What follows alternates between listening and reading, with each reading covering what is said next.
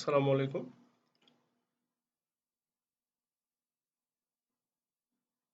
গতদিন আপনাদের article submission ব্যাকলিংকের জন্য একটা ভিডিও দেওয়া হয়েছিল যেটা আব্দুল আলিম স্যার করেছিলেন। ভিডিওটা আমিও দেখেছি। ভিডিওটা আহ, সম্পূর্ণভাবে আর্টিকেল সাবমিশন ব্যাকলিং কিভাবে ক্রিয়েট করতে হয় সেটা দেখানো হয়েছে। সাইড লিস্ট দেখানো হয়েছে। বাট অনেকেই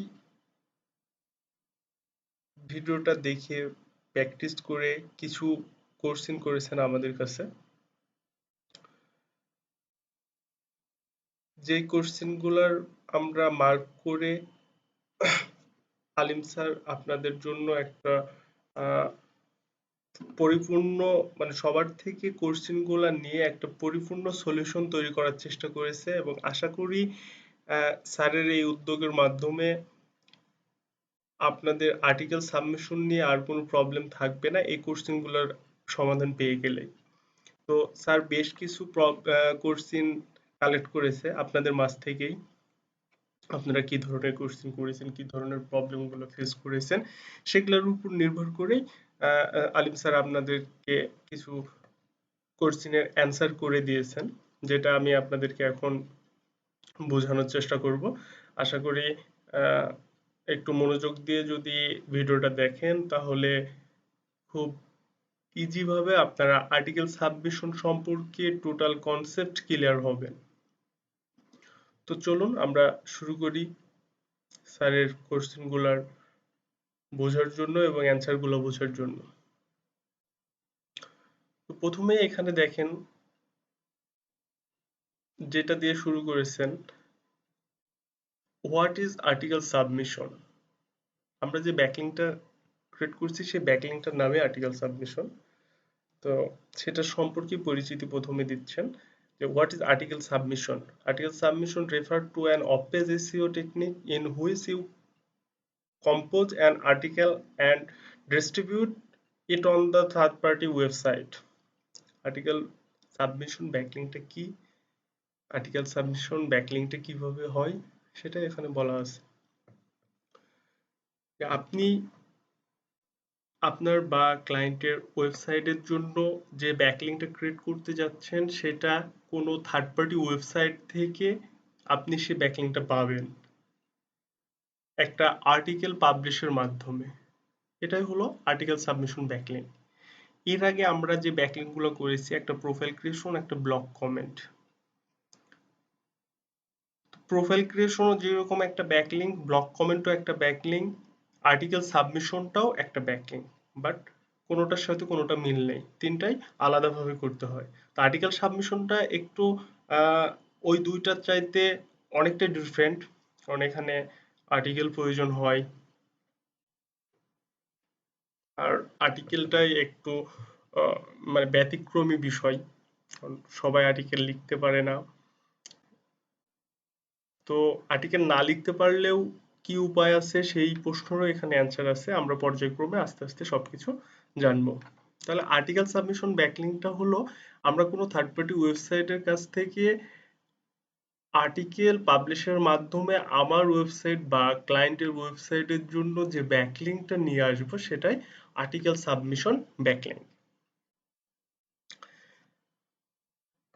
তারপরে দেখেন এখানে দ্বিতীয় কোশ্চিন আছে, what is the advantage of article submission. Article submission ব্যাকলিংকটা যে আমরা ক্লায়েন্ট বা আমাদের ওয়েবসাইটের জন্য ক্রিয়েট করব, এটার অ্যাডভান্টেজ কি, সুবিধাটা কি, বা আমরা কিভাবে এই ব্যাকলিংকটার মাধ্যমে উপকৃত হব। আমরা ব্যাকলিংকটা করছি আমাদের ওয়েবসাইটের ট্রাফিক বাড়ানোর জন্য, কিওয়ার্ড র্যাঙ্কিং এর জন্য এই ব্যাকলিংকটা ক্রিয়েট করছি। কারণ প্রতিটা ওয়েবসাইটেরই মুখ্য উদ্দেশ্য থাকে ভিজিটর ইনক্রিজ করা বা ট্রাফিক নিয়ে আসা। কারণ যেই বেজ ওয়েবসাইট হোক না কেন, ভিজিটর দিয়ে সেই ওয়েবসাইটের আর্নিং হয়। সো আমাদের যখনই কোনো ওয়েবসাইটের জন্য কাজ করব, প্রতিটা ওয়েবসাইটেরই মুখ্য উদ্দেশ্য থাকবে ভিজিটর বা ট্রাফিক ওয়েবসাইটে ইনক্রিজ করা। তো এখানে দেখেন বলছে যে আর্টিকেল সাবমিশন ব্যাকলিংকটা কি কি অ্যাডভান্টেজ আসবে আমাদের। প্রথমে বলছে high quality one way link for your website, একটা খুব ভালো ব্যাকলিঙ্ক আসবে আপনার ওয়েবসাইটের জন্য। প্রোফাইল ক্রিয়েশন বা ব্লগ কমেন্টের মতো না, তার চাইতে অনেক ভালো একটা ব্যাকলিঙ্ক আসবে। এর জন্য এখানে বলা আছে high quality one way link for your website, একটা খুব ভালো মানের ব্যাকলিঙ্ক আপনার ওয়েবসাইটের জন্য ক্রিয়েট হবে। তারপরে বলা আছে increase traffic to your site, আপনার ওয়েবসাইটে বা আপনার ক্লায়েন্টের ওয়েবসাইটে এই আর্টিকেল সাবমিশন ব্যাকলিংকটার মাধ্যমে অনেক গুণ ট্রাফিক বেড়ে যাবে আপনি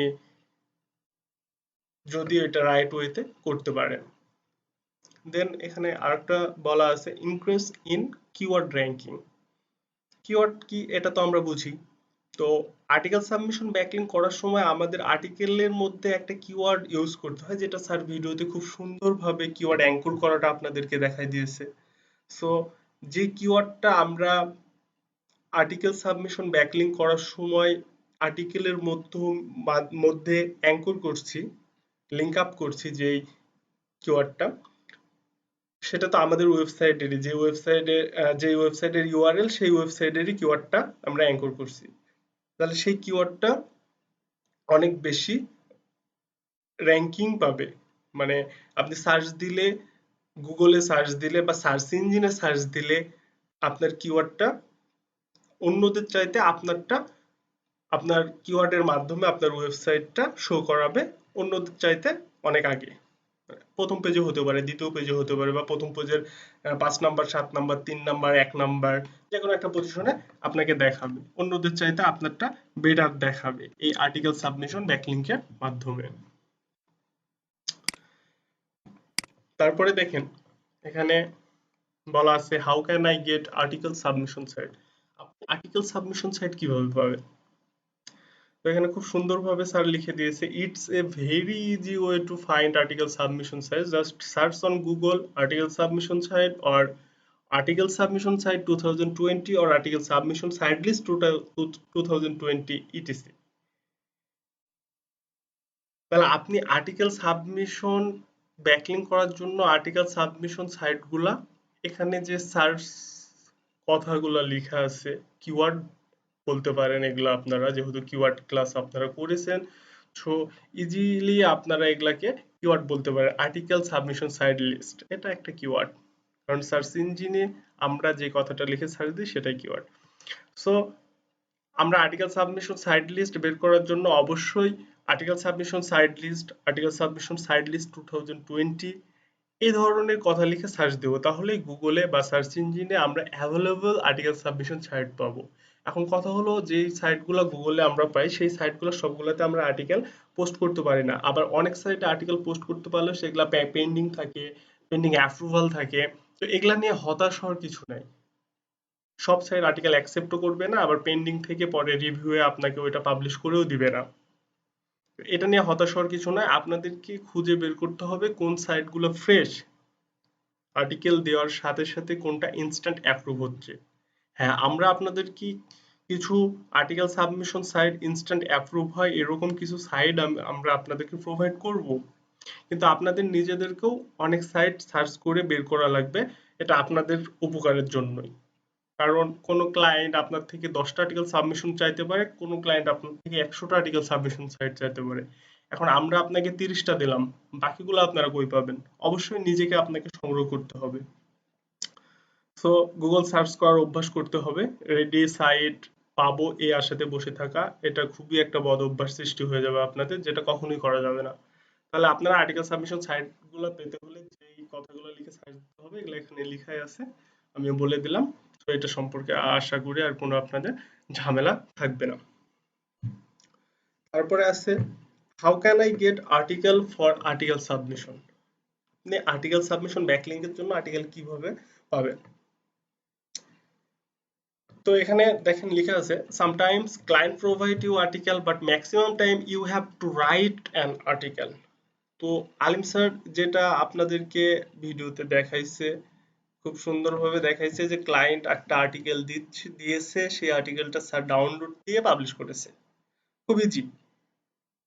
এই যে মনে হয়েছে বা ইজি ভাবে করেছে, বাট এখানে কিন্তু বলা আছে দেখেন যে sometimes client provide you article but maximum time you have to write an article. বেশিরভাগ সময় আপনাকে আর্টিকেল লিখতে হবে।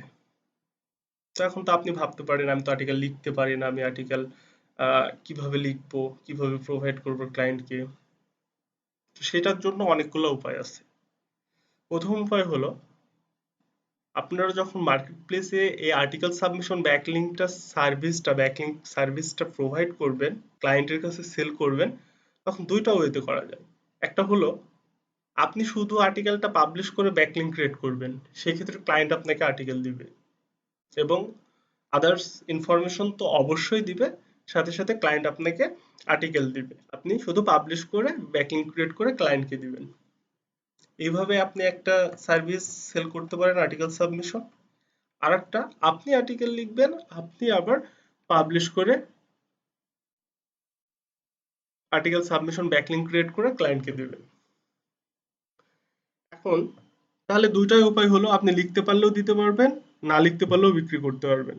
এখন আরো একটা মানে ভাবনা আসতে পারে আপনাদের যে যারা লিখতে পারে তাহলে তো তাদেরটা বেশি সেল হবে, আমরা লিখতে পারছি না, আমাদেরটা তো ক্লায়েন্ট বেশি নিবে না। তো সেই ক্ষেত্রে আপনি লিখবেন এবং ব্যাকলিঙ্ক ক্রিয়েট করবেন, এইভাবে আপনিও সার্ভিস প্রোভাইড করতে পারেন। সেই ক্ষেত্রে আপনাকে আর্টিকেলটা কাউকে দিয়ে লিখাই নিতে হবে, সেটা রাইটার হোক, আপনার ফ্রেন্ড হোক, যাই পারে তাই হোক, সেটা টাকার বিনিময়ে হোক বা বন্ধুত্বের খাতিরে হোক। তবে ম্যাক্সিমাম মানে অলওয়েজ মনে রাখবেন যে টাকার বিনিময়ে লিখাইতে হবে এবং ক্লায়েন্টের থেকে সেটার জন্য আমাকে আলাদা পেড নিতে হবে। পেমেন্ট যদি না নেন তাহলে ওটা আপনার পকেট থেকে যাবে। সো আপনি যখন আর্টিকেল লিখবেন এবং পাবলিশ করবেন তখন রেটটা একরকম হবে, আপনি যখন শুধু পাবলিশ করবেন সেটা রেট এখন একরকম হবে। এখন আপনি সেটা আপনি লিখতে পারলে আপনি লিখবেন অথবা আপনি রাইটারকে দিয়ে লিখাই নেবেন। তো সব ধরনের অপশনই এখানে আছে, আপনি যেটা যেভাবে ইচ্ছা সেটা সেভাবে প্রোভাইড করতে পারবেন। ওকে, দেন নিচে দেখেন আরেকটা কোশ্চেন আছে এখানে, what do I do if I can't right an article. তো আমি উপরেই কিন্তু এই প্রশ্নটার অ্যান্সার আপনাদেরকে বলে দিলাম, তারপরে আমি আবার আপনাদেরকে বলছি এখানে কি অ্যান্সার দিয়েছে সেটা দেখেন। If you can't write an article, then you have to hire an article writer for your local market such as Facebook ads.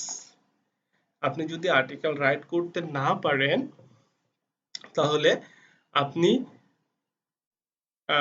Article writer Facebook অ্যাডের মাধ্যমেও আপনি আর্টিকেল রাইটার হায়ার করতে পারেন, বা আপনার যদি পরিচিত কেউ থাকে, যেটা আমি একটু আগেও বললাম, পরিচিত কেউ থাকে তাদের থেকেও আপনি লিখে নিতে পারেন, সেটা যেটার বিনিময়ে হোক, বাট লিখাই নিতে পারেন আপনি। সো আপনি আর্টিকেল না লিখতে পারলেও কোনো প্রবলেম নাই। জাস্ট এটা মনে রাখবেন ক্লায়েন্টের থেকে আপনি আর্টিকেল লেখার জন্য আলাদা পেমেন্ট নেবেন, পাবলিশের জন্য আলাদা পেমেন্ট নেবেন এবং আপনি সেটা লিখাই নেবেন।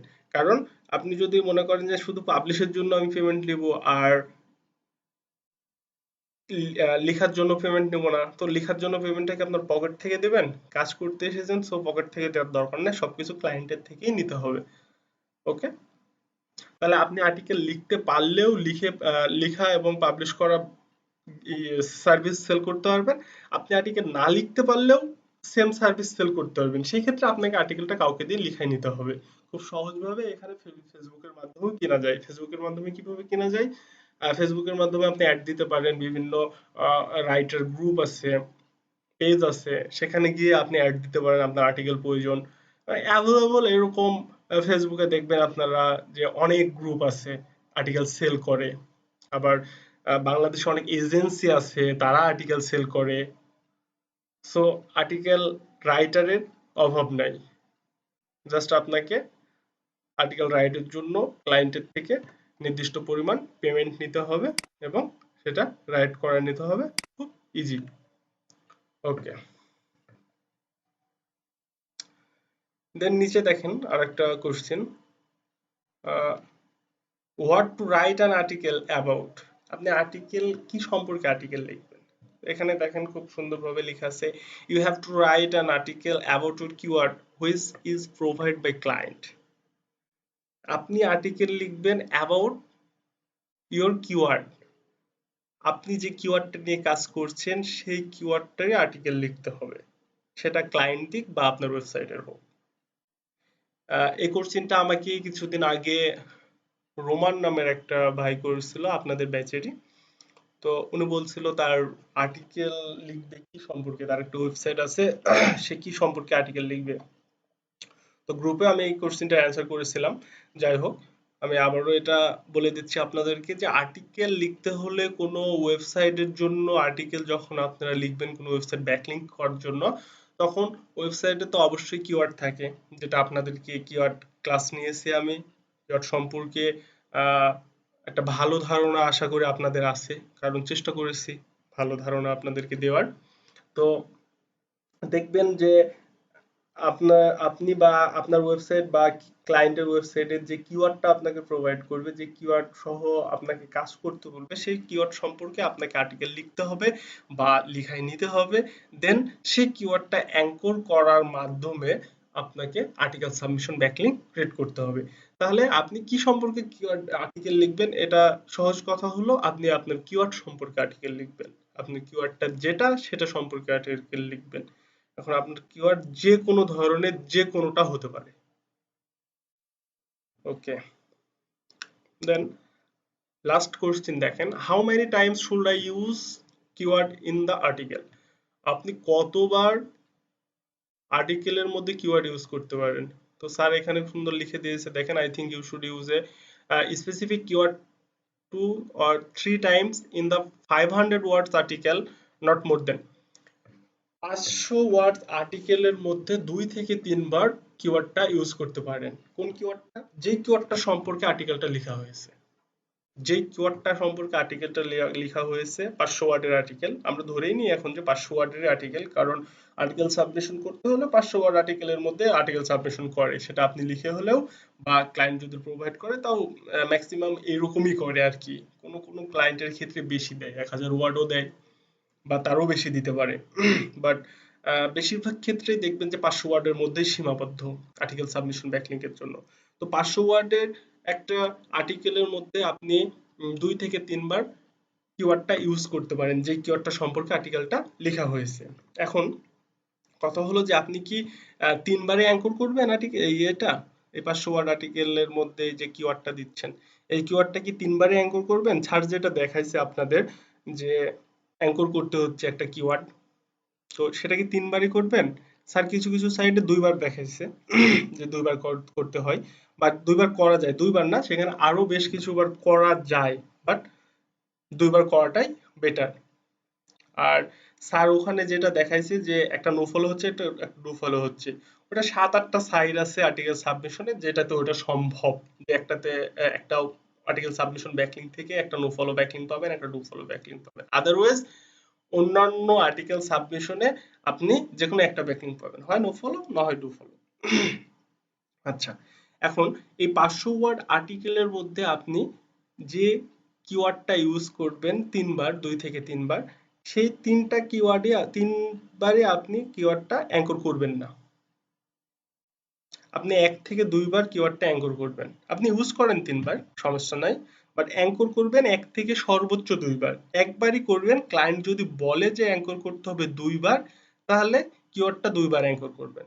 বাট এমনিতে নর্মালি একটা অ্যাঙ্কর করবেন, বাকি 2টা 2 জায়গাতে রাখবেন কিওয়ার্ড, নো প্রবলেম।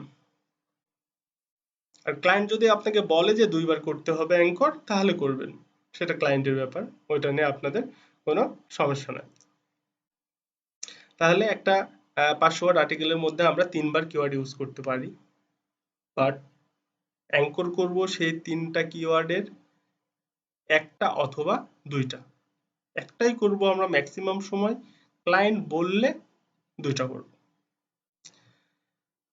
তো আর্টিকেল সাবমিশন নিয়ে মোটামুটি যে প্রশ্নগুলো আপনাদের হতে পারে বা হয়েছে, আশা করি আর কোনো কোশ্চিন আপনাদের মধ্যে না থাকতেও পারে, মানে থাকবে না, কারণ ক্লাসে স্যার যথেষ্ট পরিমাণ আপনাদেরকে বুঝিয়েছে।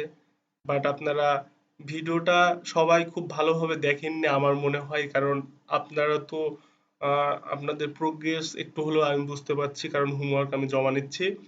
তো তো সেক্ষেত্রে ভিডিওটা আপনাদেরকে আরো দেখতে হবে। ভিডিওটা একবার দেখে যদি মনে করেন যে আমি শিখে গেছি বা শিখে যাব, এটা ইম্পসিবল। ভিডিওটা অবশ্যই আপনাদেরকে বারবার দেখতে হবে, না হলে আপনারা প্রপার কাজ শিখতে পারবেন না। তো এখানে যে কোশ্চেনগুলো অ্যান্সার করা হয়েছে, আশা করি এই কোশ্চেন অ্যান্সারের মাধ্যমে আপনাদের আর্টিকেল সাবমিশনে আর কিছু বাধা থাকবে না। এখন আরেকটা কোশ্চেন আমার মনে হলো, যেটা আপনাদেরকে বলি, যে একটা আর্টিকেল আপনারা কয়টা সাইটে পাবলিশ করতে পারবেন? একটা আর্টিকেল কয়টা সাইটে পাবলিশ করতে পারবেন? এখন মনে করেন যে ক্লায়েন্ট আপনাকে একটা প্রজেক্ট দিয়েছে, সেই প্রজেক্টে একটা ওয়েবসাইটের জন্য 50টা আর্টিকেল সাবমিশন ব্যাকলিঙ্ক করতে বলেছে। সেক্ষেত্রে ক্লায়েন্ট আপনাকে একটাই কিওয়ার্ড দিয়েছে বা 5টা কিওয়ার্ড দিয়েছে। ক্লায়েন্ট আপনাকে 5টা কিওয়ার্ড দিয়েছে রিলেটেড, সেম, মানে একটু এই দিক ওই দিক সেম কিওয়ার্ডের মতোই 5টা কিওয়ার্ড দিয়েছে। এখন আপনি কি একটা আর্টিকেল লিখেই 50টা পাবলিশ করবেন, না 50টা আর্টিকেল লিখে 50টা আর্টিকেল সাবমিশন সাইটে পাবলিশ করবেন? কোনটা করা বেটার হয়? অবশ্যই ডিফারেন্ট আর্টিকেল লিখে ডিফারেন্ট সাইডে পাবলিশ করা বেটার হয়। কারণ একটা আর্টিকেল আপনি যখন লিখলেন, লিখে পাবলিশ করলেন, পাবলিশ করার পর ওটা ইন্ডেক্স হয়ে গেল, ইন্ডেক্স হওয়ার পরে ওটা যখন আলাদা সাইডে আবার ওটা ইন্ডেক্স হতে যাবে, তখন ওটা কপিরাইট হয়ে যাবে। সো সবচেয়ে বেটার হয় প্রতিটা সাইডের জন্য আলাদাভাবে, মানে প্রতিটা আর্টিকেল সাবমিশন ব্যাকলিংকের জন্য নতুন আর্টিকেল প্রোভাইড করা বা নতুন আর্টিকেল সাবমিশন করা, এটা সবচেয়ে বেটার। কিন্তু বেশিরভাগ ক্ষেত্রে দেখবেন ক্লায়েন্ট আপনাকে 50টা আর্টিকেল সাবমিশন করতে হলেও আপনাকে 50টা আর্টিকেল দিবে না, 5টা দিবে বা 10টা দিবে। কোনো কোনো সময় কোনো ক্লায়েন্ট তো বলে যে একটাই 50টা সাইডে পাবলিশ করেন। সেইটার ক্ষেত্রে আপনি ক্লায়েন্ট যেটা বলবে সেটাই করবেন। বাট বেটার হয় প্রতিটা আর্টিকেল সাবমিশনের জন্য আলাদা একটা করে আর্টিকেল, এটা বেটার হয়। কিন্তু ক্লায়েন্ট যেভাবে চাবে আপনি সেভাবে ক্লায়েন্টকে দিবেন, বা ক্লায়েন্টকে যদি আপনি কনভিন্স করতে পারেন যে আলাদা আর্টিকেল প্রয়োজন, আলাদা আর্টিকেল হলে ভালো হয়, এটা যদি ক্লায়েন্টকে আপনি কনভিন্স করতে পারেন, তাহলে আপনি ক্লায়েন্টের থেকে সেভাবে অর্ডার নেবেন। আমি সব বিষয়ে আপনাদেরকে কনসেপ্ট ক্লিয়ার করার চেষ্টা করব। আশা করি আর কোনো কোশ্চেন আপনাদের মধ্যে থাকবে না। আর ভিডিওটা একটু আরো যারা দেখেছেন তারা আরো কয়েকবার দেখবেন, এবং এই ভিডিওটাও একটু দেখেন, তাহলে আশা করি আপনাদের আর্টিকেল সাবমিশন নেওয়ার কোনো প্রবলেম থাকবে না। ঠিক আছে, আল্লাহ হাফেজ।